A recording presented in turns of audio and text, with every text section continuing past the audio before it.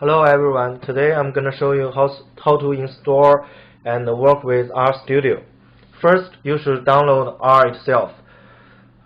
Professor have already told us how to install R itself, so I'm going to skip it.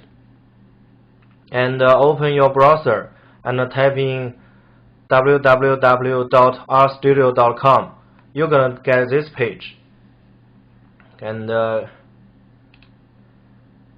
here you can download Rstudio. Click download Rstudio button. And here there are several sources of Rstudio desktop. We only have to use the free one, so click download Rstudio desktop here. And there are several installers for Rstudio desktop. My computer is Windows 7, so I'm gonna use the first one.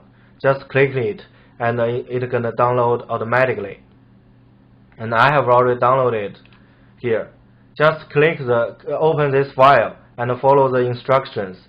You can install Rstudio. So here is Rstudio workspace. You can see there are three parts of the workspace. The first one is like a notepad. You can compile and write your code here. So if you want to create a new script, here, click this button and choose the R script. And here is a new R script.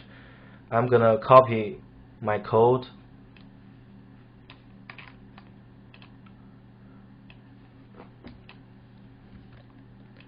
And paste here. And clearly this script has not been saved yet, so click the save button. And I'm sorry, my system is in Chinese, so I'm gonna save as Gotch as the name. So